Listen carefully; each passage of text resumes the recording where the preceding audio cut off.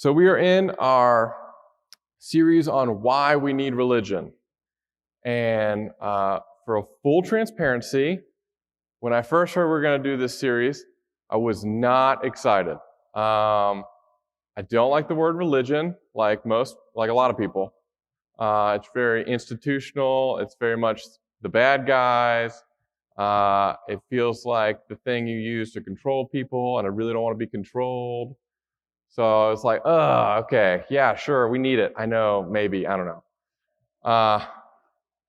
But then last week, Reverend Dr. Longbonds shared a definition of religion, which was really helpful to me. And it was that religion means to bind back to the source. Or as I dumbed it down for myself, to connect to God. And I was like, okay, yeah, to connect to God. Yeah, that sounds better. So let's work with that. And so last week, Reverend Dr. Longbong talked about how religion is meant to be transformational and not transactional. And this week's sermon is entitled Religion Orients. And so I was like, okay, religion, but remember, to connect to God. All right, to connect to God orients. That's still good. I need simple language. I'm a simple man. Orient makes me think of like orienteering. And I was a Cub Scout. I wasn't even Boy Scout. I was a Cub Scout. Paul Vickers would be proud of me, I'm sure. For 4 hours. Yeah. So I wanted to go fishing. I liked fishing, and they were going fishing. I was like, oh yeah, sure, people like to go fishing, great. And then I went, and half of them didn't want to fish, and the other half kept trying to talk, and I was like, this is not fishing. This is people bothering me. And so I didn't make it. I didn't get a sash. I don't think I got any of the little patches. So I'm not good at orienteering. So I don't know I know there's a compass, but I also know I have a phone. So I had to look up orient, and it orients us. And so that means to direct or to become acquainted with, which that made me think of like when you wake up in a place that you're not used to, and it takes you a second to like get oriented, to get acquainted with your surroundings. And so that's how I'm going with this, all right? To connect to God, to be acquainted or directed to reality and what's around us.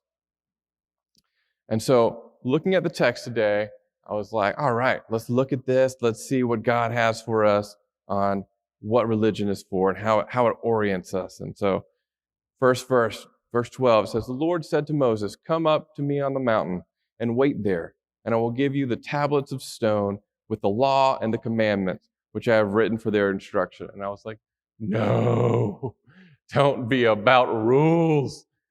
If you don't know, I'm a big fan of rules. I'm a stickler. Everyone who's worked with me, no, not at all. I hate rules. I don't even think lawyers who discuss rules like rules. I asked Bo earlier, and he said, it's, what did he say? It was complicated. It's complicated, his relationship with rules. And so I was like, is that really it? Is this going to be what ties us? We need these instructions. And so I had to look at the bigger context. And so what's happening here, we're in the book of Exodus. If you don't know about what happens in Exodus, I recommend The Prince of Egypt. Killer soundtrack. Every song is a hit. Oh my gosh, they're just coming into my mind right now. It's overwhelming. Such a good soundtrack. All the feelings. Possibly for others, there's a man named Charlton Heston. Charlton Heston, I've heard great things. Haven't seen it. I'm sorry, it is more than twice my age. But I've heard it's really good. That could be some good background study. But Exodus is just, God has called the people. Israel has been in slavery in Egypt for 400 years. God calls them out of slavery.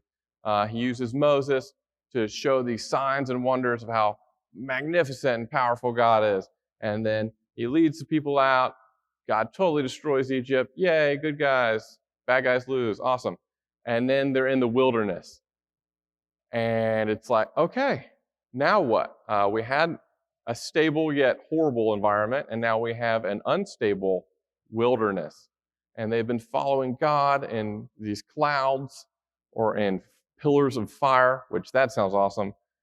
But now they're out here, and God has, in chapter 19, God says, I'm going to speak to them. And he speaks to them, and they're like, that was horrifyingly terrible. Like, we knew he was powerful. That was really scary. Moses, you talk to him. And then you talk to us. But we don't want to just too much. And God tries to meet them in their current state, but he can't. So he speaks to them through Moses. And he uses a covenant. And so we see these in the Old Testament. Covenants are agreements, they're treaties, they're common in this area.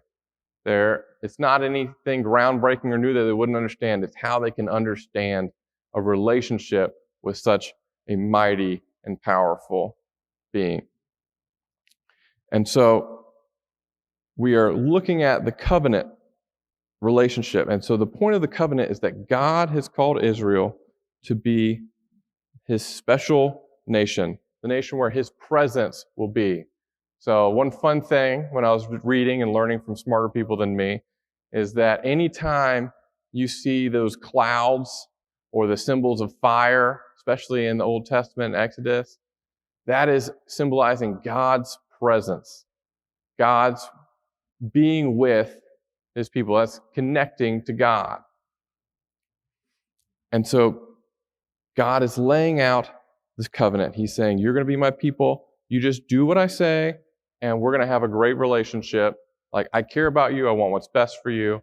And then he lays out these laws. Here's how you worship me. Here's how to stay connected with me. The next chapter starts off with, here's how to build the tabernacle. That's where you can experience me in a way that will not terrify you too much. And so God tells him, here's how to build the tabernacle. Here's how to build the Ark of the Covenant. Another great movie, but not actually helpful for this. Indiana Jones, you've seen it. If you haven't, I don't know how you haven't. But God is trying to connect with them in ways that they can understand. But the ways that they can understand are not really connecting for us a lot of times, I feel like. But, if that was the end of Exodus, where God has called up Moses and gives him this guiding principle, that would be great. That would be how we'd want it to end. God's called him up, everybody's nailed it, boom, we're in good relationship, but it's not.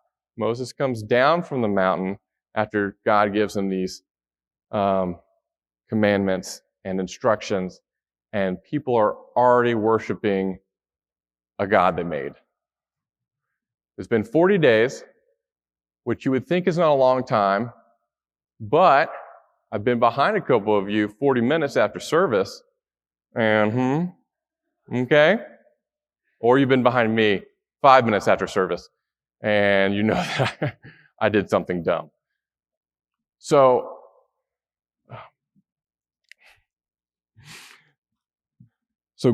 God is instituting these commandments, these principles, to remind them of his presence. Because we quickly forget what God has done. We forget what God has done in our lives. We forget what God has done throughout history, what God has done in our friends' lives. And those are what is meant to draw us back. So what do we have? Like, how do we orient ourselves then? How does this religion orient us? How does connecting to God direct us? What do we have today? What practices do we have? Well, we have coming here.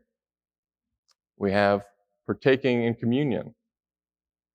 We have confessing in a communal atmosphere. We have the ability to pray. We have these practices today to remind us of the presence of God, particularly communion. And what's the importance of that is when you look back on the next 40 years of the Israelites' life, they're walking in the wilderness. And you know what they're remembering when they're feeling like nothing's going right? The power and might of God in that place where they couldn't even touch the mountain in Exodus 20. God's like, don't let them touch the mountain. I'm too holy. They're going to freak out. They couldn't even handle me just speaking. And so this Sunday is Transfiguration Sunday. The text we didn't read from the Gospels is Matthew 17, 1 through 9, where Jesus goes up on the mount and is transfigured. His face glows. His clothes glow. He talks with Moses and Elijah. He brings up Peter, James, and John, and they see him glorified. And it's that story that in 2 Peter he talks about as that's what we brought to you. We didn't bring myths. We brought this story of seeing Jesus glorified in the way that Moses was shining, his face was shining in the presence of God. It's remembering this presence of God. And they too experienced this voice of God that terrified them. But instead of the mountain that they couldn't touch, God had become flesh. He had become Emmanuel, God with us in Jesus, packaged in a way that we could comprehend more than ever before. And God reached out and he touched them and said, don't be afraid. Before it was, don't be afraid, just don't sin. Now it was, don't be afraid, I am with you. And there is some beauty in the fact that God, in Exodus, doesn't break the covenant. The Israelites get the covenant, immediately break it. God could end it. God could end his relationship there. He thinks about it. He's like, I might just kill them all. I'm tired of it. It's like my 3-year-old when she's brushing her teeth. Please just brush your teeth. I'm tired of it. I can't. I'm just going to have to walk away and let your mom do it. But he does it. He stays. And he works with it. And God shows them grace and mercy and keeps the covenant, even though they've already broken it. And we see God's grace even there, and even more in the person of Jesus. And so it's in remembering our own personal experiences with Christ, the times that people have shown us God's love, mercy, and grace, that can keep us going when it's in the wilderness, when it's times when we feel like God is not doing what we want him to do. It's remembering that God is with us, God is present, we have access to him in ways that the Old Testament couldn't even imagine. We have access through Jesus Christ, through the Holy Spirit that God has given us. And so we remember those great times of God's acting in our lives, and we cling to that hope as it orients us to face whatever comes in good times or in bad.